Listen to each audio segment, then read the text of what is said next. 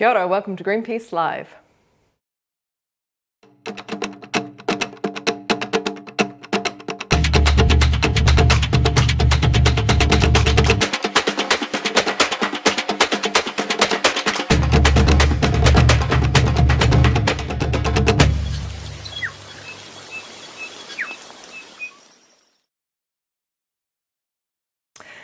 Welcome, we are live. My name is Nevo Flynn. I'm the Program Director at Greenpeace Aotearoa, and I will be your host tonight. We are streaming live from the Greenpeace warehouse, where you can probably see a number of banners and protest materials that are in preparation behind us. This is the first of our new regular live stream show, where we're going to dive into the environmental issues of the day. And just before we start, I want to acknowledge that this is all happening in the context of a pretty horrific massacre happening in Palestine, and that is the backdrop to all of the work that we are doing right now. So I wanted to take the time to acknowledge that. And tonight we're going to be talking about the government's war on nature and the fast track and the march for nature. I have my esteemed guests here with me this evening. I have Dr. Russell Norman, who many of you will know is Greenpeace Aotearoa's Executive Director, with a previous life in politics, and he now enjoys swimming in the ocean with his dog Tilly. Welcome, Russell. Thank you, thank you. Good to have you. Also joined by Morgan Donoghue, who's spent the last 30-odd years in the music industry.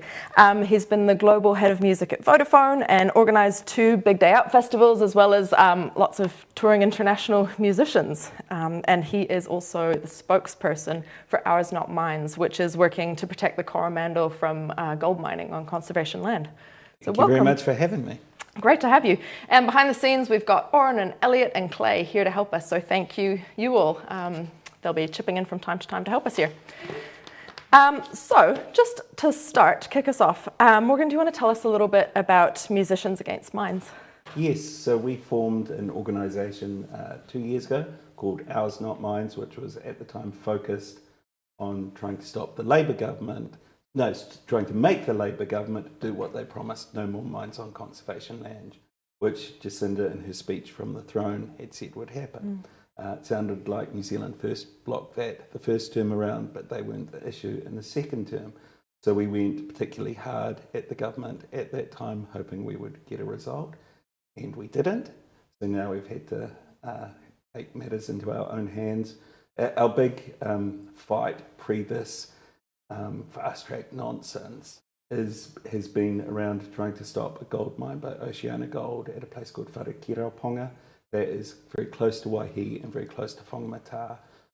It is beautiful conservation estate. I've walked deep up into the hills there. There is no way that should ever be mined. The reason we took our court case was that we felt that the mining company had gone around the law, shall we say, and they had found a paper road that went back 100 years. They had then decided that the perfect place for their helicopter pad, their ventilation, 5 metre by 5 metre ventilation shafts, was on that paper road in the middle of a forest park. And the reason for that was they didn't need to get permission from DOC, we suspect. And so we challenged that in the High Court. We said that we felt it was a lease, not a licence, because it was over 40 years. That was $1 per year for 40 years. We wrote to the council. We said, that's not correct. You shouldn't be doing that. They said, no, we're fine. We took them to the High Court last November. This February, we found out that we lost that case. And so we appealed that case. And now the mining company have decided they want to pile all the costs on top of us. So we're looking, with the appeal and the cost, we're looking around $80,000.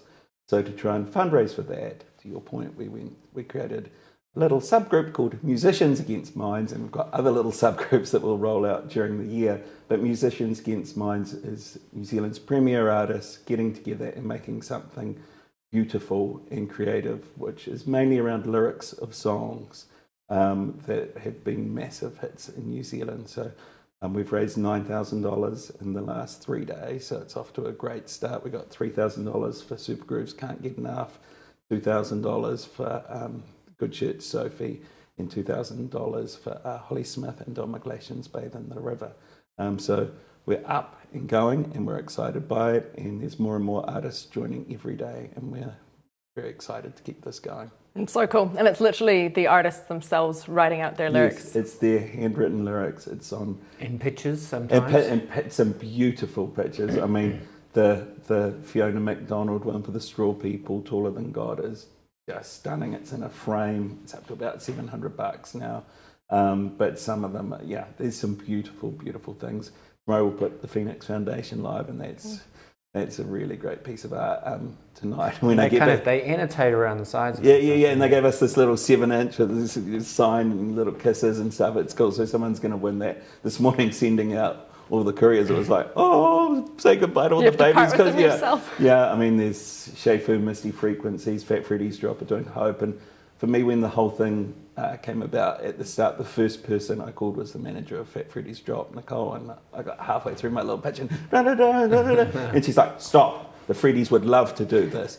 And I was like, what song? Because I was thinking Hope, because to me that sums up Hope for a Generation is, to me, what we're all about. Yeah, here we go. It didn't take you long. Russell the singer. So they were the first people I spoke to, and they were so on board with it. So Fat Freddy's Drop will come up in the next week. I think we'll probably drop that one.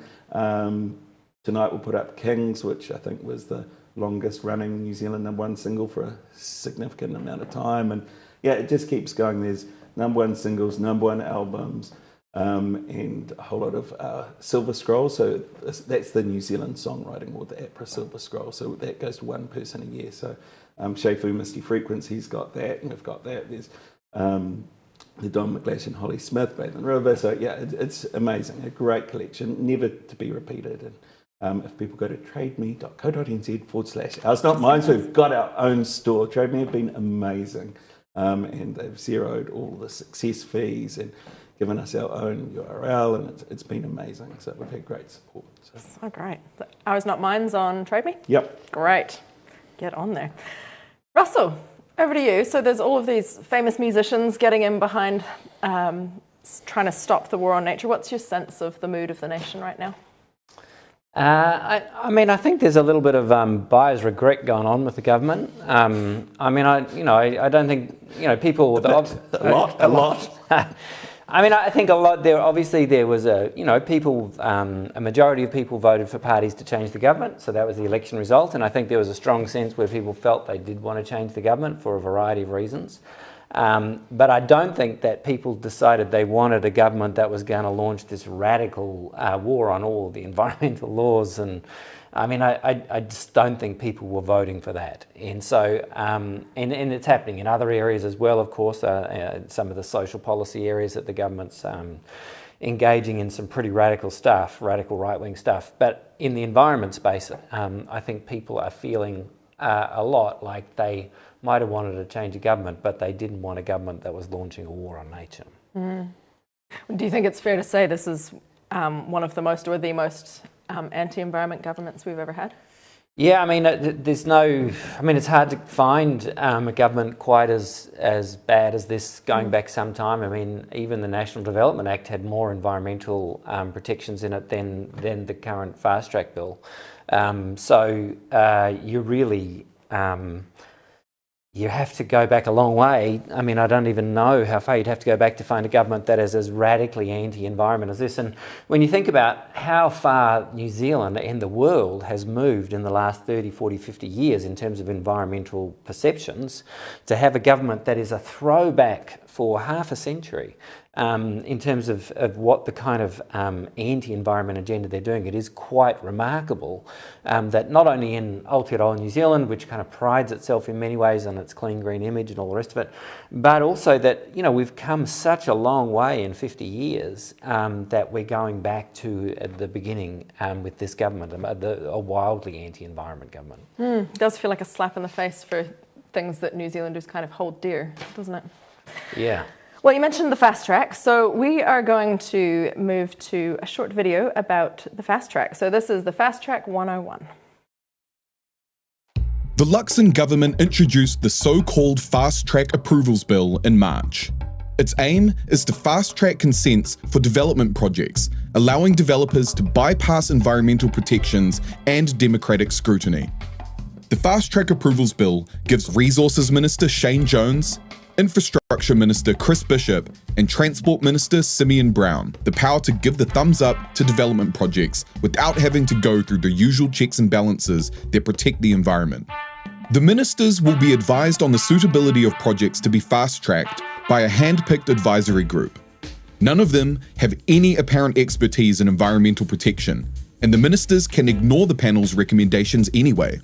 It highlights the Luxon government's desire to plough, plunder, and pollute whole swathes of Aotearoa without public consultation, ignoring the wishes of local communities, hapu and iwi, and evidence from scientific experts. In April, the government invited about 200 companies to apply through the fast-track process. Those companies include the dairy giant Fonterra, the notorious fishing company Tallies, and wannabe seabed miners Trans-Tasman Resources. Opposition to the fast-track bill is strong and widespread. Nearly 50,000 people have made submissions, from voices like the Parliamentary Commissioner for the Environment, the Treasury, the Auditor General, iwi, and a wide range of environmental and community groups.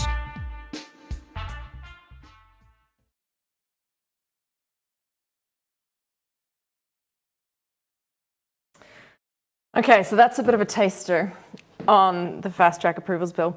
Russell, can you tell us can you put this bill in a bit of context for us? What is this bill like in comparison to other legislation going through? Because it feels pretty radically different from how we normally see laws made. Yeah, I mean, it is a really unusual law. I mean, there's no question. You just, it is a radically different law. So, and really, I guess at the heart of it is this very subjective ministerial decision-making over individual projects that they subjectively like. I mean, there's just nothing really to compare it to in that respect. So you have these three ministers, and basically if they decide that something is nationally or regionally significant infrastructure or development, then they don't need any other reason other than that in their own minds to approve it, right? So there is a little process they've put in place where the thing goes to an expert panel, which more or less the ministers appoint. But there's no requirement for public submissions or anything. Nobody has to find out about the proposals.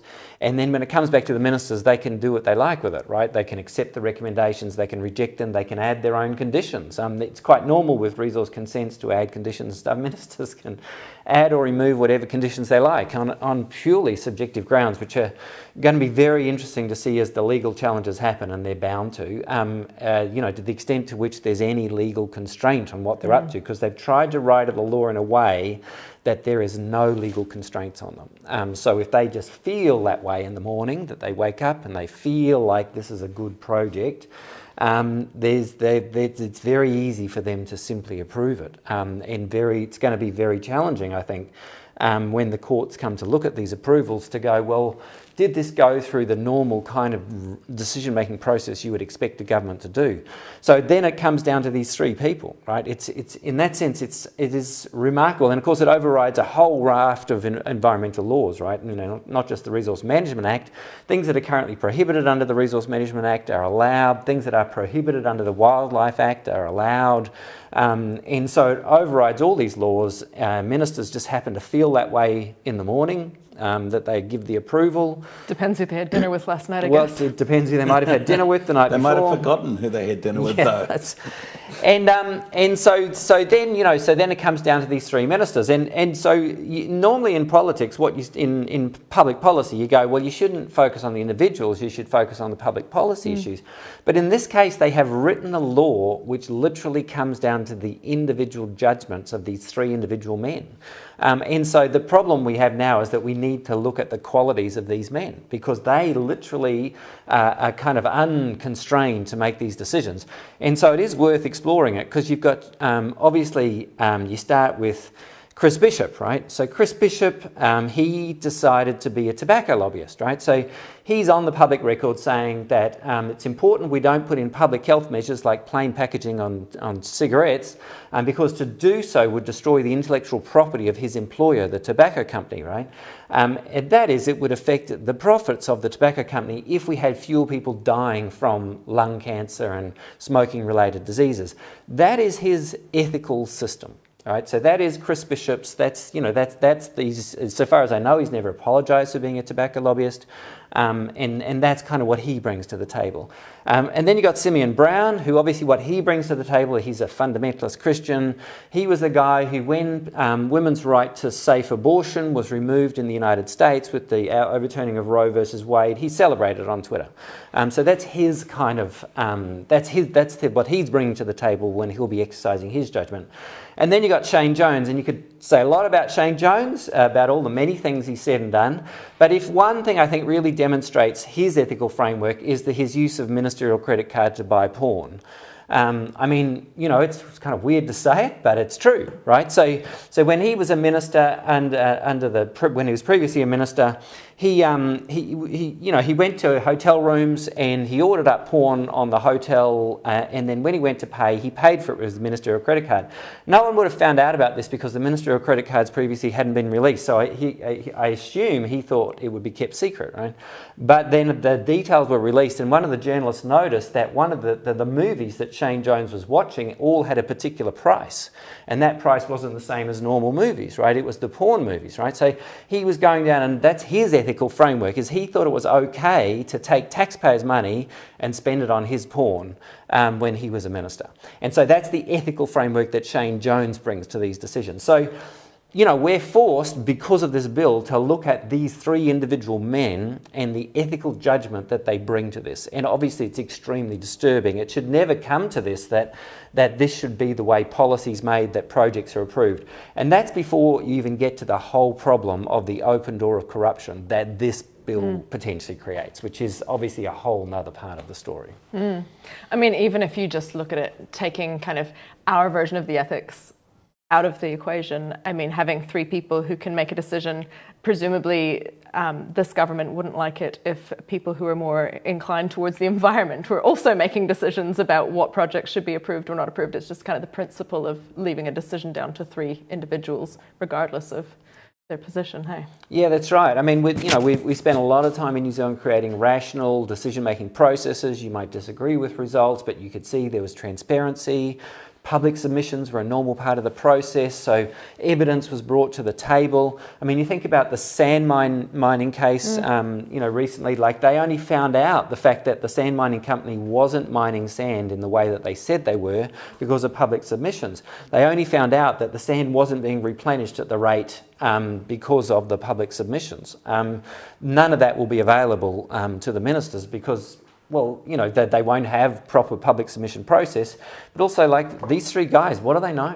I mean, honestly, like how could they know about every individual project in the country that they want to approve and destroy the environment? So, it's just a ridiculous proposal from end to end, and that's why everyone, including the Parliamentary Commissioner for the Environment, former National Party Minister, Simon Upton, has gone and said, this is ridiculous. Basically, the fundamentals of the bill need to be changed, or better still, chuck the thing out. Chuck the thing out. Morgan, we were talking a little bit about the opportunity for the public to participate in the process. Can you talk a little bit about Ours Not Mine's kind of participation in the process in the Coromandel so far? Yeah, I mean, I think it's pretty interesting for us right now in the sense that Wharekirauponga, where our court case is going on, where we're being given the costs awarded against us. Now Oceania have applied under the fast track as well. So they've got a bob each way in that. So I would say our appeal will not get to the appeal court until next year, probably mid next year.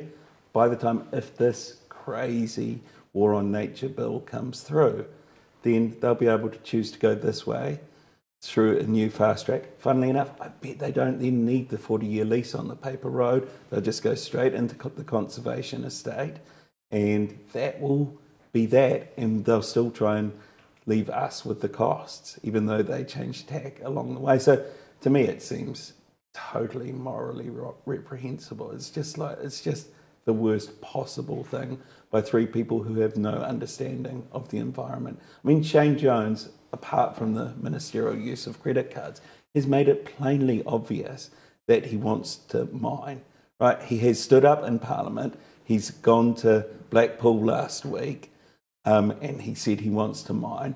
He went and did this bizarre puff piece on One News that was him with his silly hat on, which he seems to love wearing at any opportunity. He loves the hat. The little microphone. Yeah, and And he loves barring conservation groups from attending these public meetings. Yet, yesterday, his leader brought in something that's saying everyone should be welcome to public meetings and public halls. Oh, yeah. So the hypocrisy is real. Everyone, apart from conservation organisations, maybe they could change that law just to really suit themselves a bit more.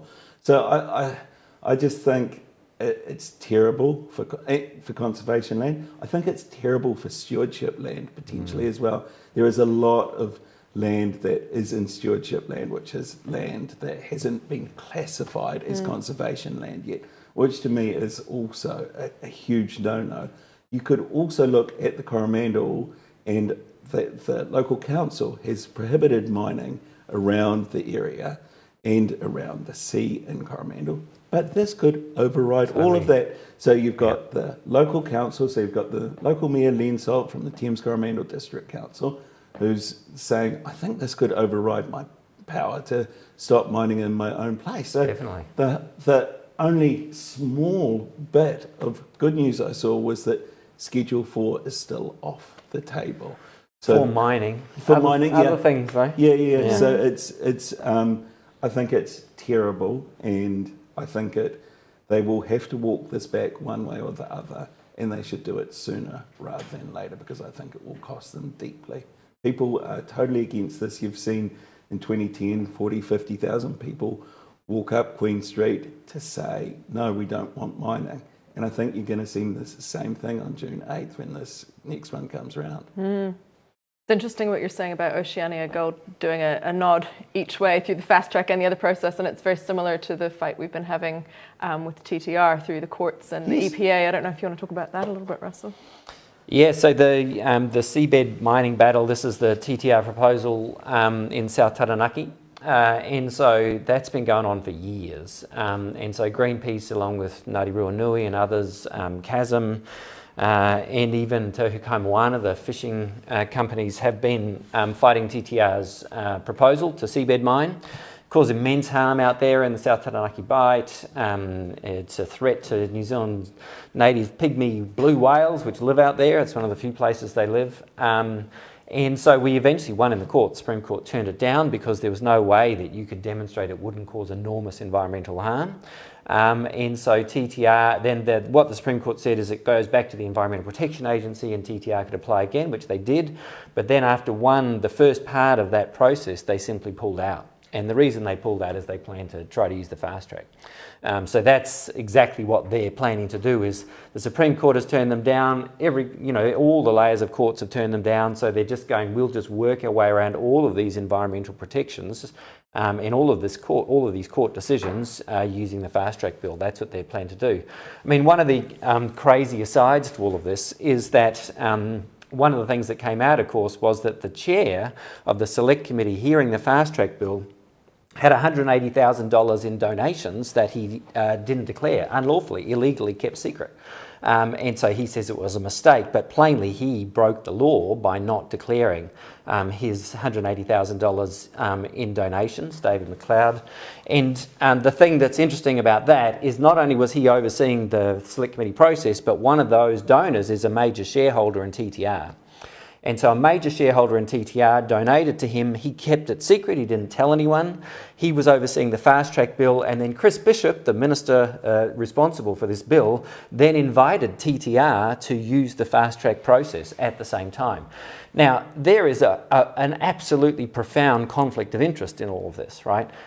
Because the person who donated to McLeod's campaign, they could benefit if the fast track bill went through and TTR got its fast track consent, right? And so this conflict of interest was kept secret. It was not revealed, and it was only revealed recently, and he had to admit that he took 180K and they stood him down from the select committee. But I mean, I think you immediately see the potential for conflicts of interest in this whole process right there and then. And Chris Bishop was also the campaign chair, so oversaw that money as well, right? So he knew about it. Right. I didn't know that fact. Yes, he was the one doing the fundraising for National at the last election. So, Well, and I guess it also these decisions lock in what kind of future Aotearoa has, and not just in terms of whether we mine or don't, but what industries exist. So I think we've seen some really interesting stuff with the offshore wind in Taranaki and the seabed mining, haven't we? Yeah, that's right. Because the offshore wind companies, what they're saying is this is a perfect place to do lots of offshore wind, but you can't do seabed mining and offshore wind at the same time, because when you go through seabed mining, it disrupts all the ocean floor, and also there's cables that, of course, go along the ocean floor to the offshore wind turbines. So if you're going to do offshore wind turbines, you can't do seabed mining. It's one or the other. And so you might have an argument as to whether offshore wind is the right thing to do as well, and there's a conversation to have about that. I personally, think it's basically a good idea, but you'd have to look at its environmental impacts. But you could have offshore wind or you could have seabed mining, but you can't have both. And you can't have one person making the decision on the fly on the day of which thing it is. Well, that's right. Three guys wake up in the morning and see how they feel, and it's like, yeah. Well, one guy's always going to be definitely for the mining, I think. Every day he wakes up, I reckon Shane Jones wants to put on his little hat and go mining, right? Yeah. Okay, well, Morgan, let's play devil's advocate a little bit here. So say wake up, you're Shane Jones, and mining for gold, or mining, has been part of human history forever. Yeah. Is there... What would you say about the economics arguments for mining in the Coromandel? I think they don't stack up at all. I think you'll see gold miners say that it's about jobs and money for the government, the Crown. And I think you can see from Shane Jones's speech, which I'm amazed they kind of publicised and were so honest about the MB figures from last year. So there's $1 billion of resources exported from New Zealand, right? Most of those are coming out of the Crown estate. And of that, there was $21 million back to New Zealanders, a 2.1% return, and 97.9% going the other way. It is the shittest deal possible for anyone to look at and go, oh, that makes sense. And for them to get up and trumpet that as something that's good for New Zealand, it is not. So you've got histories of gold miners leaving New Zealand devastated. So the Tui mine, which is in Te Aroha, it's not very far from the Waihi and the new proposed mine in Wharekirauponga, but that cost $21 million to fix in the 70s. So it's the exact same amount of money. So we would be risking all of that, and then maybe we break even on it. Okay, maybe we have a massive toxic tailings dam. Bust, right? You go back to 2019 in Brazil and you've got 286 people lost their lives when a toxic tailings dam exploded and burst. You have high rainfall in the Coromandel. You could pollute all of the area. You've got old things like the Archie's frog. It's 200 million years old. It's been there for so long, and yet it only lives in that small part of the Coromandel and in Tikawiti. That's the only place, and we're willing to just throw it away to get 2.1%, maybe, right? And then you can go, okay, there's jobs. These jobs are not going, these are big engineering jobs. These aren't going to locals. These are not going to fix the local economy in Waihi. It's not. It doesn't. We've seen it. And I'd actually love Oceania to, rather than, in the mining companies in general, rather than kind of just say these things and throw them out, actually face up and be honest about how many locals were employed. Because I spoke to some locals when I was down there a few weeks ago. What they said was there were 30 people employed locally in the first year, and at the end of that first year, there was only 2 of them left. So it's not, the economics will never stack up to this. Wow, so it's a mine baby mine or drill baby drill attitude, despite all of that. Wow. But it makes no economic sense whatsoever. And the potential devastation. I mean, tourism, such a massive industry for this country. Do you think people want to go around looking at, mining infrastructure and, like going up into the hills of Wharekirauponga? I was like, wow, there were multiple helicopters doing drilling jobs, right? And they've created housing and helipads and stuff. Now today, the dock website crashed because everyone wanted to go on the Great Walks of New Zealand, right? And the big outcry of, we want more of these. That is an amazing walk, right? And instead of having beautiful huts for tourists to come and stay in and all of that, we've got mining infrastructure sitting there. We should be making more huts for people to come and enjoy our beautiful country and make money that way rather than toxic tailings dams that, 1 in 100-year flood seems to come around a lot more often than it used to. So I'd be worried about that. Mm-hmm. So it's not just the fast track, it's not just the mining. This government have a bit of an agenda of a war on nature. Russell, I have a challenge for you, my friend. In 2 minutes, or thereabouts, do your darndest. Can you give us a bit of an overview so far of this government's war on nature? So we're looking at since October last year, really. Yeah. So there, I have my list. You're gonna need to read this because there is just quite a lot. So aside from all the fast track stuff, and we've kind of canvassed all of that, but it is a profound attack, right? So, but aside from that, you've got all the freshwater stuff, right? So they just are debating the RMA amendment bill today. And what that does is a bunch of things. So, for instance, it removes the rules on intensive winter grazing. Intensive winter grazing, that is putting cows in mud, those rules get removed. They're going to get rid of the national policy statement and replace it with a much weaker version for freshwater management. They're delaying regional freshwater plans, so they're getting regional councils to delay their regional freshwater plans. They're making sure Te Mana o Te Wai doesn't apply to consents. Te Mana o Te Wai is the thing whereby you go, the first thing you've got to protect is the ecosystem, the second thing is access to human drinking water, and then the third thing you're allowed to do is use water for commercial purposes. They're getting rid of that so you can just go straight to commercial purposes, and if it means people don't have water to drink or the environment doesn't have water for the ecosystem, it doesn't matter. The next thing they're doing is they're removing the requirement to identify important areas of biodiversity. So this is the significant natural areas, right? Most of the biodiversity in the country, or a lot of the biodiversity, terrestrial biodiversity, is on private land. And if you're going to protect it, the first thing you have to do is identify it. And that was what the National Policy Statement on Indigenous Biodiversity was going to do. You don't have to identify it anymore. And then you move to all the crazy transport stuff. And so there's big cuts to public transport funding. There's big increases in motorway funding. They've got rid of the subsidies for young people to use public transport. They're increasing the speeds around our schools so there'll be more kids hit by cars and injured by that. They're getting their attacks on traffic calming measures like those raised pedestrian things. They've removed the funding to upgrade the Inter-Islander ferry.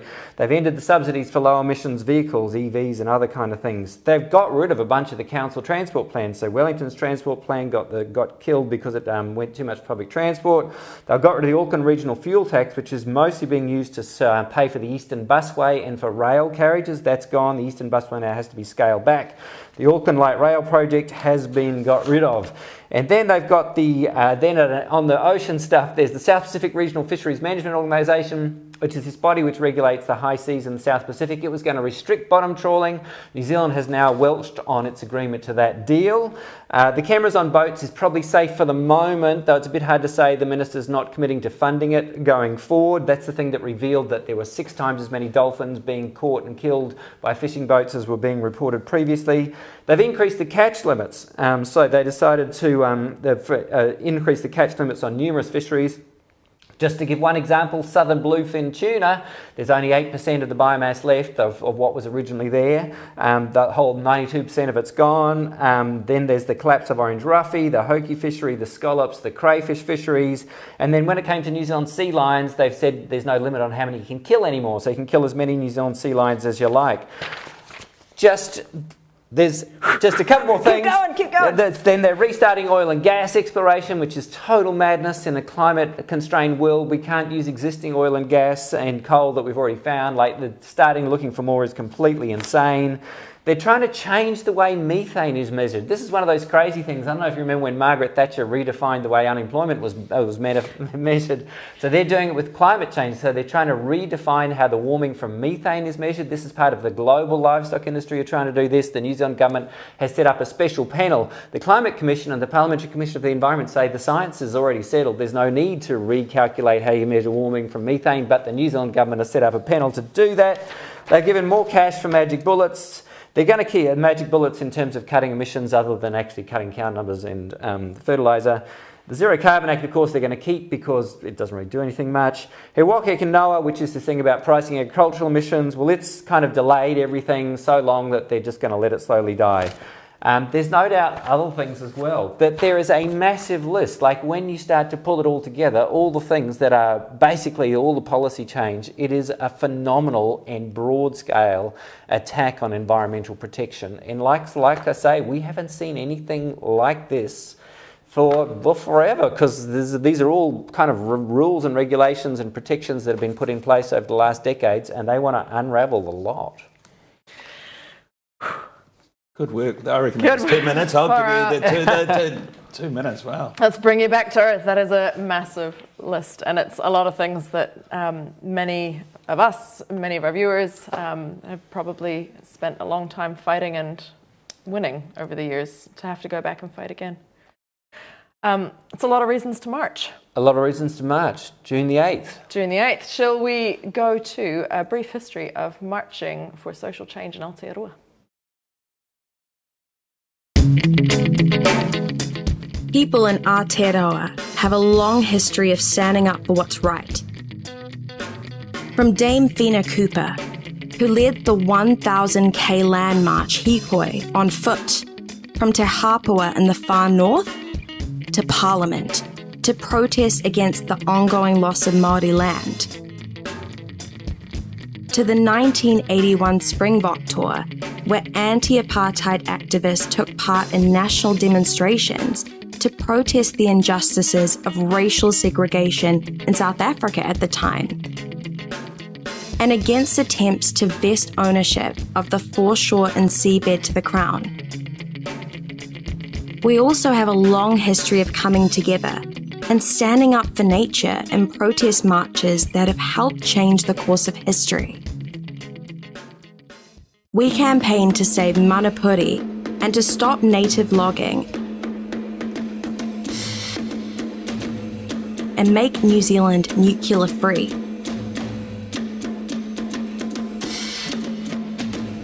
We marched against genetic engineering.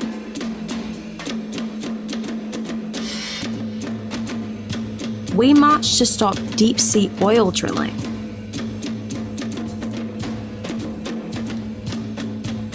To stop the John Key government allowing mining on conservation land.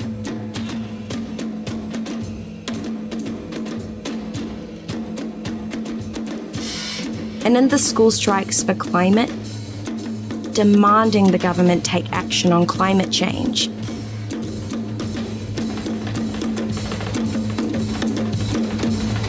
Fast forward to today. Greenpeace, along with Forest and Bird, and a host of other groups are organising a march for nature to protest against the Luxon government's war on nature. Will you march for nature?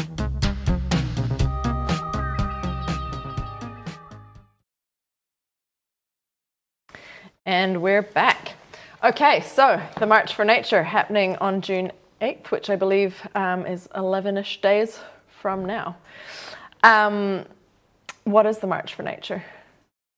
Does one of you want to tell us? Yeah, either sure. one of you. What is it? It's a Greenpeace thing. We're just it's many organisations at this point. Sorry, it is. Over to you. Okay, so it's the repeat of the 2010 one, right? It's to try and stop. Well, that was fully focused on mining. This seems like the war on nature overall. So it's as many New Zealanders as we can possibly get to Queen Street at lunchtime on the 8th, Saturday the 8th. I understand there's buses coming up from Coromandel, free buses leaving from Thames, coming back the same day. So there'll be a huge amount of Coromandel support there as well. I'll bring along a lot of my musical friends and we'll have a bit of fun there. I think you've got a big PA system coming in, so make sure that everyone hears it. So I think it's going to be a lot of fun and some great speeches and really making sure that the government understand that mining on conservation land or kind of mining in general in 2024 is not what this country needs or wants. And it's time for us to stand up and make a real song and dance, to go back to the musical analogy, that we really don't want mining and there is no reason to do it. That's my focus of the nature. But Russell, for you? Well, it's that, but it's all the things that I've kind of. I just my little list. Got another 2 minutes. I mean, I don't know. I mean, we've got to. I mean, I always think of the Lorax, the trees don't speak for themselves. Like someone's got to stand up and speak for nature, right? And if we don't do it, then we're toast. And it's not just nature, of course, it's people as well, because we all totally depend on nature to live, a stable climate, we need biodiversity. And so I do think it's critical that we use our voice to speak up. And I think it's important that we build for this rally, 1 p.m. Aotearoa Square, Saturday, June 8th. But I think we've got to be in it for the long haul as well. Like, if they don't back down, then we're not going to back down either. No. The people that are coming in and doing all these signs and placards and all the rest of it, that's just the start, right? So if the government persists down this path, we are not going to stop. Right, so they need to understand that if they're going to carry on with this war on nature, then people are going to get madder and madder, and they are going to block these projects. This is a critical. It is an important march that people need to come to, but we're only 6 months into this government, and we got to really make sure that they understand we're not going to stop. We're going to keep coming at them if they keep doing this. Were you on the 2010 March Against Mining? Yeah, I was on that march. It was great. I think the thing about that march was at that point, John Key basically he told Jerry to pull his head in, right, Jerry Brownlee, about the mining. And so I think we've got in some ways, a harder nut to crack, because we've got ACT and News on First in there, and they're really crazy about the environment. And so, it is going to require a lot of public pressure and a lot of mobilising to do this. People do change the course of history. We will win this. We won't, but we shouldn't underestimate that this is, we've got a tough job ahead of us, and we need to all buckle down. If we care about this place, well, not this warehouse. But, we do care about. We care about the warehouse, but we care about this country and our planet. Then we've got to fight for it. Yeah, feel like it's really time, and I think we will all stand up. I think there'll be young and old, and it'll be a great thing, and we'll all remember it in times to come. You would have seen that with our Musicians Against Mines, Benny, when she donated her piece. She donated a photo of her on the 2010 march, which is, I think she must be 10 years old or something. She couldn't actually spell mining. It said minging. Minging. But it's so beautiful and amazing, and so great that she was like, yeah, use it. And then, so look, I think you'll see all the musicians stand up and say, no, we don't want it. And we'll see a whole cross-section of people. I think you'll see people that care about their batches in Pauanui and Whangamata that have worked all their life to get this beautiful batch, and they probably voted for this government, but not for this, not to destroy something they've worked all of their lives for. And so I think they will march, and then this government becomes the first one-term government since the 70s. The people power is real and will have a massive effect, and they should really, really back down now. Your family has a long history of joining protests too, is that right? They have a long history in the Coromandel, and with Greenpeace and WWF. So Mum and Dad helped co-found Coromandel Watchdog, the original anti-mining group. Dad worked for Greenpeace in the 80s. He was on board the Rainbow Warrior the night before it was bombed and was meant to be on it. The night it was bombed, give a talk on whales and dolphins. And he got the call from Steve Sawyer that I answered as a 10-year-old that went, the beepers have blown up my ship, the beepers have blown up my ship. And he knew from that very moment it was the French. It was pretty obvious. But, Mum and Dad have been arrested on drilling rigs all through my childhood. And Mum told a story to the Herald when we did an interview the other day that she was teaching, she's a school teacher, and she saw a drilling rig go past, and she just left the kids, ran out to the car, overtook it, and then just stopped on the one-lane bridge. Wow. It was a one-person protest, and then all her friends came and joined, and that was that. So, there's some pretty amazing kind of archival footage of me on protests, them on protests, and so, it goes... it's a generational thing, so my kids will be on this protest. It's amazing. We've had quite a few small kids in here in this warehouse painting banners for the march and making their own placards. It'll be interesting to see where they're at in the future. For anyone in the audience who hasn't been on a march before, Do you want to give them a bit of a sense of what it might be like on the day? Yeah, it'll be fun. I mean, the thing about a march, and it should be a big march, is that it is pretty exciting, and there's a lot of noise and a lot of chanting. But the thing is also that you're with a big group of people who share a lot of your values, and you don't feel, you don't feel alone, right? So one of the things, like marches do many things, right? But one of the things they do is they make you realise that there are thousands of people like you who care deeply about what you care about, and you get together with them and you march down the street and you kind of hold up all the traffic and you take the space and you exercise your power, but you do it with a community of people who are like you. They don't necessarily look like you, but they certainly care about the things you care about. And that's extremely compelling. And I also think, in terms of the psychological state of a government which is engaged in a blitzkrieg, right? This government is engaged in a blitzkrieg. That's what it's doing, right? It's deliberately launching one attack after another, not only in the environment space, but in the social space. But in the environment space, it's one thing after another, right? And the purpose is to demoralise you. That's the purpose, right? So they want to do it as fast as possible, make you feel powerless, that you feel overwhelmed, right? But when you get together with thousands and thousands of other people, you do not feel powerless, you do not feel overwhelmed, you feel like you're part of a strong community that's fighting back.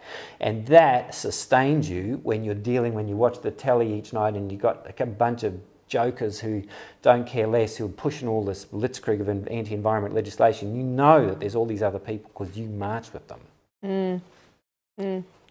So I think that's part of it. That's what feels so great about it. Aside from doing the right thing and standing up, it's also like that sense you get that you're not alone. Even if you're a misanthrope like me, it doesn't matter, right? It's like you get together with all these people who care, right? And it's like, no matter, you don't have to be a great extrovert to go on a march, is what I guess I'm saying. I'm not an extrovert, I'm an introvert. But when you don't have to be an extrovert to go on a march. So if you feel like you're someone that doesn't feel like you want to get on a stage and do lots of talking, that's fine. Go to a march, but you'll just be in the crowd with a bunch of other great people. And it's super peaceful. You're with like-minded people with the same message, singing the same chant, and you're showing that you care. And to prove that you care, you have to turn up. You can't just say, I care, and I'd kind of like to go to it, but I'm a bit hungover today. This is, you have to say, I care and I will be there. And by being there, you are showing what you really care about. And getting people there is the key. And all we want is your body to be there and to walk up the street. That's as much as you need to do. And that's people power, and that's democracy, and that's what we want everyone to do. And bring your kids. I mean, that's the other thing. It's like one of the other things that always happens is they go, I was going to do something on the weekend, but, I had childcare, right? And it's like, but you can bring your kids to a march, right? So bring them along. In fact, it's a great thing to do to your kids, is for them to participate in civil society, to exercise their political rights, to be part of it. And it's a great thing to bring your kids along to. And kids generally have a great time until the very end where they start to get tired and grumpy. But don't worry, don't think about it. But it's also their environment we're protecting by doing this, right? It's their world. We do this to protect it for ourselves, but also to give our 3 lots of kids the ability to share what we've had for the last how many years we've been on this planet. We want them to have that experience. And if we don't stand up now, they won't, because this government will rip the heart out of our conservation area. And there's a shifting baseline problem for the whole of humanity on this thing too, right? Which is as the natural world gets degraded and degraded and degraded, right? Like how many Maui dolphins are left? Like 40 or something, right? Then it's like, people the people just have these lower and lower expectations of the natural world and what they're going to, inherit, right? But there was a world of abundance, right? There we can bring back a world of abundance, but we're going to have to fight for it. Right? The abundance will not come back. If this system is just left so that Shane Jones and Chris Bishop are left to do their business, then we will see the ongoing loss of abundance and environmental destruction. But if we take action, we can turn it around. It can be done, but we have to take action. And so that you don't end up in a world where your kids have even less biodiversity and magic to look at than you've got. And our grandparents, they had a world that was even more magical than we had. That's the truth. There was much more abundance for my grandparents than there is for me. And if we don't take action now, then it'll be worse for my kids and their kids, Yeah. The first rule of activism is to turn up and Yes. turn up. Yes, you must And turn surely up. there are thousands of New Zealanders all across the country who have very strong memories, some of the earliest memories possibly being on some of the protests that we just looked at in the videos, hey? Yeah. Totally. Yeah, some of the fondest memories. Well, in just a second, we're going to turn to some questions from the audience. So if you're watching us on the live stream, please feel free to type into the chat any questions that you've got for Morgan or for Russell. And we've got a few coming in here. So one of the first ones is, are there any protests outside of Auckland? Not that we know of. And I'll just explain it because I know that a lot of people have asked this question because they would like to be going to a local protest. So basically we decided to focus just on one, like get it going in Auckland. Obviously Greenpeace is based in Auckland, so that's the reason why we're doing it this way. I think that there may well be further down the track national protests and so forth and so on, and I'm not saying people shouldn't do that, organise that if they want to do it, far from it. But in the first instance, what we thought we'd do is just focus on getting one, do it well, and get it done, right? So in this time frame, but who knows what will happen further down the track. I think there might actually be a few grassroots protests on the same day bubbling up already. Yeah, and maybe we can share the details to some of those. Yeah, that's awesome. Later on. We had another question about whether the Climate Change Commissioner or the Minister for Conservation are excluded from the fast track process. So they are mostly. So the Climate Change Commissioner is obviously not a minister and not included in this process. But of course, the thing about the fast track is when you look at the purposes clause of this bill, it's purely to accelerate development. There is no mention of the environment or climate change or anything else. So there is no in the purposes clause of the thing. There's no place for anyone else or any other considerations. Now, there is a small role for the Minister of Conservation. If there are projects that involve the conservation estate, then the Minister of Conservation can be consulted as part of it because they are representing the landowner, if you like. So you've got to have consent from the landowner in order to do the development, and the landowner is represented by the Minister of Conservation. So there is a small role for the Minister of Conservation, but it's pretty marginal. Great. Okay, I actually have a question that I would like to ask you both. Ooh. Do you have a favourite protest song? Oh, wow. You have stumped me there. Oh, wow. I'll go first. I thought of this before. You've got a few. You guys have been talking about it, yeah. No, I thought I was thinking of a few, and so my favourite is probably from Little Things Big Things Grow, Kev Carmody and Paul Kelly. Can you give us a little snippet? Yeah. You definitely can't do that, but to me, you'll have to hear me sing. It's a disaster. Yeah, I know the whole song, but I won't put myself on people. But the thing about that song, which is fantastic, is it's the story of the Northern Territory Land Rights Act. And the Gurindji people. So the Gurindji people, Aboriginal people in the Northern Territory that were fighting to get their land back over a very long time. And eventually, under the Whitlam government, 72-75 in Australia, they passed a thing called the Northern Territory Land Rights Act. And that restored the land rights to a number of Aboriginal groups, including the Gurindji people in Northern Territory. And so it's the long story of the Gurindji people walking off the land. So without going into too much detail, one of the things that happened for Aboriginal people when colonisation happened is that their land was stolen, but one of the ways they maintained contact with the land was they would live there because they were working as stockmen on the station, right? So they would work as stockmen on the station, and then that gave their communities the right to live on the land, and so maintain the contact, right? So it was a way to maintain contact with your land even after your land was stolen by the cattle industry in particularly Northern Territory. They worked as stockmen on the station. Anyway, so what happened was they went on strike effectively, but the aim of the strike was to get the land back, right? So there's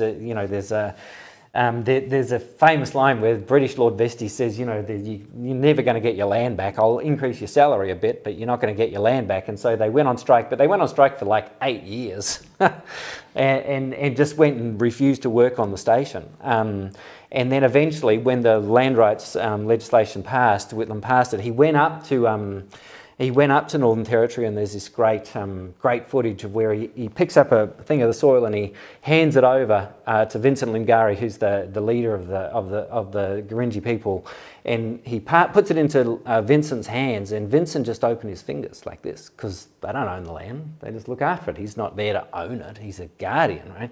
As if people own land, what a ridiculous idea. And so that song is all about the story of that campaign. And the thing about it to remember is that they had all these allies. So the Gurindji people had all these people like lefties all around, and progressives and otherwise in different parts of Australia that supported that struggle. It wasn't just something they were isolated, they had people everywhere that supported them, that also created the political impetus for the Northern Territory land rights legislation. So it's a beautiful song about a campaign that won, and a very moving campaign as well. So if you ever want to Google, there's a fabulous picture of Vincent Lingari just letting the sand fall through his fingers as Gough Whitlam hands it over.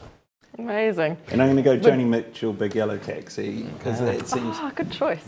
Yeah, oh God, I actually was tick, tick, tick, tick, but yes, I've gone there. Nice. Yeah. Nice. It would feel a bit amiss after your choice of song, Russell, to not mention that on Thursday, I believe, there's also the Toitū Tūtiriti activation where people are going to be protesting all around the country around on Budget Day, around all of the things the government's doing to attack Māori and their rights as well. So if you would like to participate in another piece of activism, that's Thursday, just for everyone. Another question we've got from the audience is it true when they say that there's potential with green minerals like vanadium that they're looking for when they're deep sea mining and seabed mining? Yeah, so vanadium is specifically mentioned in the New Zealand First National Party coalition agreement. And the reason it's mentioned is TTR. So this is the South Taranaki Bight. In TTR, one of the things that they're trying to get is vanadium. There's titanium down there as well. And so, what they're planning to do is to go along, strip about 11 metres of the seabed away, take it up to the surface to one of these ships, and then most of it is dumped back into the ocean and basically releases these massive sediment plumes, right? And so if you're a filter feeder, like a blue whale, for instance, these huge sediment plumes are immensely problematic, but also all the benthic environment gets destroyed. And all of the shellfish and everything else that's living in the benthic environment is killed in the process, and all the things that live on the shellfish then no longer have anything to eat, right? So the impact of doing this vanadium mining is immensely destructive.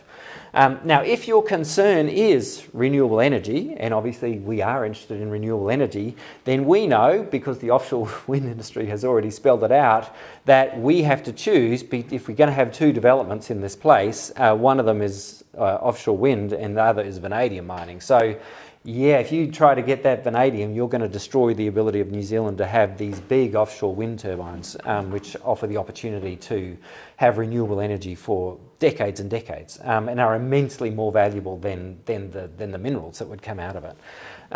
So in that case, it's a complete red herring, because you would destroy the ability to have offshore wind if you go and mine the vanadium. Now, to be fair, we're against the seabed mining kind of regardless, right? Because the impact, and I think it's worth, people who don't know, well, like me really, until recently, don't know much about the deep ocean in general, is how much lives down there, right? When I was growing up, I used to think that the deep ocean was dead, right? Because what lives down there? I mean, it's dark the whole time, and the pressures are immense, right? And so one of the things that we've learned through our deep sea mining campaign, which we've been doing quite a lot of, is just how much lives down on the ocean floor. Every scientific expedition that goes out there, they find like 100 new species we didn't even know. This is an amazing. So this is a slight diversion. So there's the TTR proposal, but there's this bigger campaign which we're running around deep sea mining globally.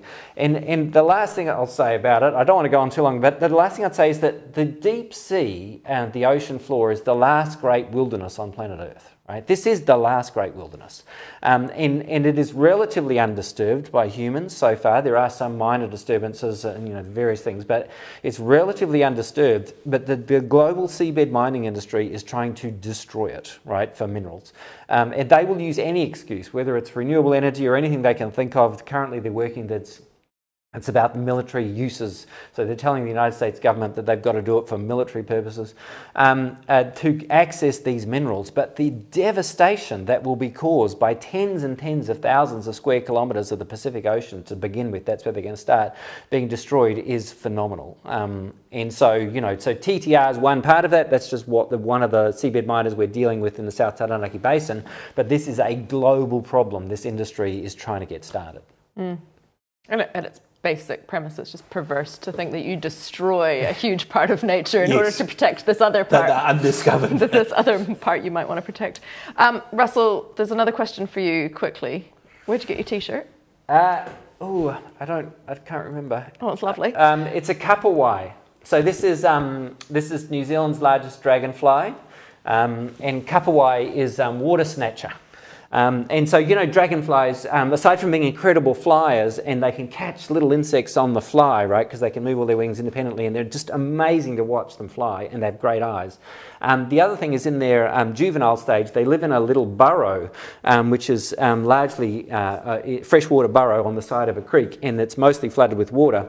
And they come out of their little burrow, and they have big jaws, and they snatch insects and things that are just outside the burrow. So presumably, kapawai, water snatcher, comes from the juvenile stage of the giant dragonfly. That's how it got its name.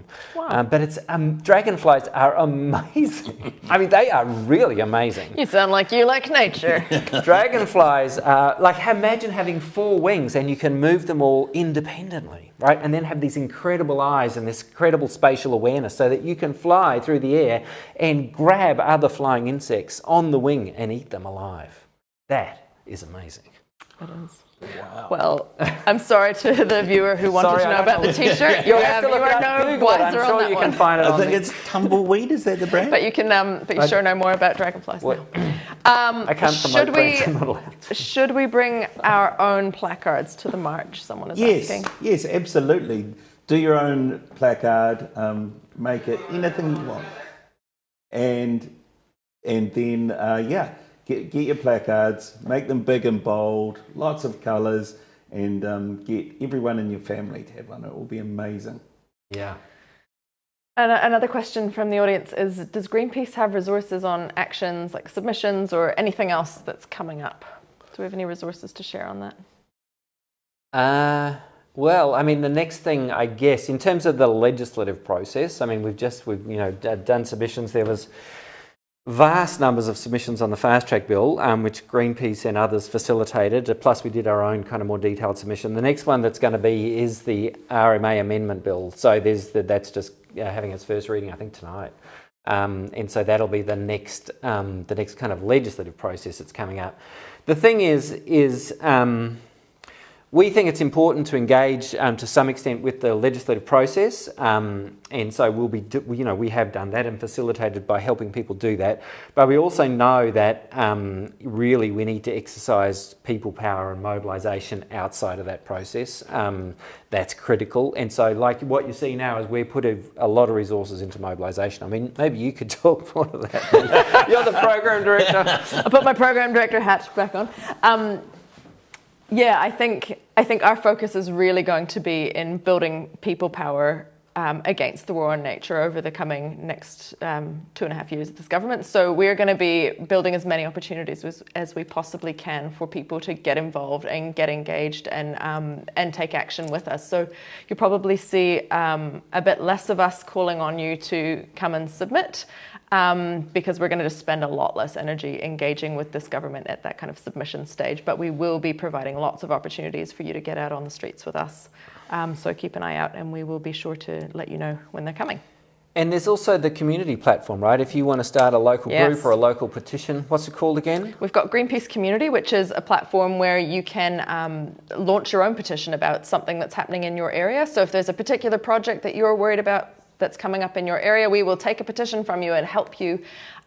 We can give you some guidance around how to campaign on it, and we can host that petition for you so that you can build a list of people that you talk to about the issue in your area, and others around the country can support you to do that.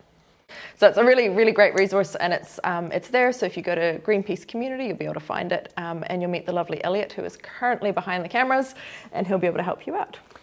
Because if you think about the next phase of this thing, because one of the many outrageous things about the fast track bill is there's a couple of schedules at the bottom which are detailed which projects are going to be fast tracked. And those two schedules are currently blank, right? So it's gone to select committee. There are public submissions. Everyone's making all these submissions, but they're making submissions without being able to see what are the priority fast track projects, right? And the government's plan, because we met with Luxon and Jones a few weeks ago and they were real clear about it, the government's plan is they're going to introduce this list right at the end of the parliamentary process during what's called the committee stages when amendments can be made to the bill, way after the select committee process when people can make submissions. I mean, it's outrageous, right? Anyway, so once that list comes out, I think that's when people want to have a look at it and see what are the kinds of things, because there may be that they want to build an incinerator which they're going to fast track, like the Waimati incinerator might end up on the fast track list, for instance. And so I think then we'll be wanting to support lots of local groups who are doing local things. We won't be able to run all those campaigns ourselves, right? But we'll certainly, through Elliot, support others to do it. Yeah, there's going to be lots, and I think that comes back to that idea of showing up. It's important that we do show up to fight all of the fights that we can on this front. There's a question around what is your favourite placard slogan? So maybe you have a favourite that you've seen historically, or that you've got in mind, or one that you can see in the room today. Well, our conservation organisation, Ours Not Mines, is named after a placard on the 2010 March. Interestingly, Jacinda and Phil Goff held it up with a labour.org thing at the front of the last March saying Ours Not Mines. And if you look on the Benny photo, there's also a little one at the back that said Ours Not Mines as well. So for us, that's definitely our favourite one because we named our group after it. So yeah, for sure, that's ours. Nice. Awesome. Do you have one? I don't know. You haven't prepped yours yet? I'm just looking. Were you hoping one of your minions would paint yours for you? Stop the fast track. I don't know. I'm so Ours Not Mines. Russell's favourite is Ours Not Mines. In fact, I may have written that one. Yeah, I reckon you did. Yeah, there you go. What's yours, Neve? Well, we've got here, we are nature defending itself. That's quite good. There's a number. There's a protect fresh water. Oh, I like Freddie Matters. Freddie Matters. You want to get that one and bring it? Oh, yeah, they'll be good. Yeah. Because should we tell the viewers that the reference is Explain Jones it, in Parliament saying if there's a resource under there, then it's bye Freddie. And that was in relation to the Archie's frog that's been around for 200 million years. He just thought that you could just get rid of that. So yes, let's protect the frogs and the Archie's frog particularly. Because we're like, it's sacred. It's sacred. Like it's been here for long before Shane Jones. Exactly. It's like, is nothing sacred? I mean, honestly, like, are we just happy to get rid of an Archie's frog that's been here for 200 million years? Is nothing sacred? No. It's ridiculous. It is. A 2.1% return. Yeah. Yeah. So I was here on Saturday painting banners next to the person who was making this one, and there was a lot of agonising over that frog. Do you think it looks like one? I think it's a great frog. Yeah. I'm a terrible artist as well, so I think that's an amazing placard. Good thing you're an activist. You're not a musician. You're not an artist. I'm not. I can talk all right, though. Good thing you turn up. That's awesome. Yeah. Great. Okay. Well, I think we have come to the end of our show. So just briefly, I think we're going to have a quick chat with the audience about what can they do in the coming 11 days ahead of the march. So, do you want to start? Oh, sure. Spring into action. Well, I think one of the key things is to promote the march, and that you can do that by talking to other people who you meet in person. That's probably one of the most powerful things you can do. Invite your friends to come along. So, like, if you're talking to someone, like, say, I'm going to the march. Are you coming? Do you want to come? Shall we meet there? Like, do you want to go and do something first or whatever? Like, make a plan. So make a plan to go to the march and tell other people. Commit to it, though. It would be more commit to it. I'm going to the march. We're going to the march. Let's all go to the march. It's going to be a great time. It's going to be an absolutely great time. I've got these great chants. I've made these great signs. There's going to be frogs everywhere. We'll really show Shane Jones what time it is. And we are into this. And you've got to bring all your friends and bring your kids and bring your grandparents and everyone you know. Tell everyone at school. this is your future that we are trying to save. So everyone needs to play their part, and that's people power, and that's what we're about. Nice. That is What awesome. he said. What he That said. was awesome. You can also download a poster from our website. There's posters to download that you can take and stick up in your local cafe or community centre. There's a whole lot of social media content that you can share that helps promote it. And you can make a sign or a placard. And if you make it out of the right kind of material, ideally not cardboard, then you can stick it on your fence afterwards as well, which is a great thing to do. This one's cardboard, but yeah. another one might be made out of something more robust. Oh, yes. I feel like I'll we make should- a robust one. I live in Epsom, and I reckon Paul Goldsmith and David Seymour drove past it quite a lot, so I'll get a big one. But Nice. Big sign for your fence. And if you want to read my blog, I saw there was a question about the blog. It's on our website. So if you want to read about the war on nature and the list of things. And we can add it into the text for this live show after the fact too. Oh, okay, nice. Yeah, it'll believe. take more than 2 minutes to read. It was Well, that's speed true. reading. It will. I was cutting out a lot of detail. It is pretty detailed and substantial, but it's a very good read, so highly recommend reading the full version. And I feel like before we close out, I want to practice something with you too. Oh, it's going to be a chant, isn't I it? say fast track, you say? We practiced this in advance. Useless. All right, fight Silly back. boys, fight back. All right, Fight back. Try Fight again. back. I Fight say back. fast track, you say? Fight back. Well done. Thank well you. done. 10 points to both of you. Okay, on that note, we have come to the end of our show tonight. So thank you all so much for joining us. We'll be back with our next Greenpeace Live show in this time in 2 weeks, which I need to check is the 13th of June. So we'll see you then at 7 o'clock and really hope to see you all out on the 8th of June for the March for Nature. Thanks very much. Ka kite anō. Thank you, you too.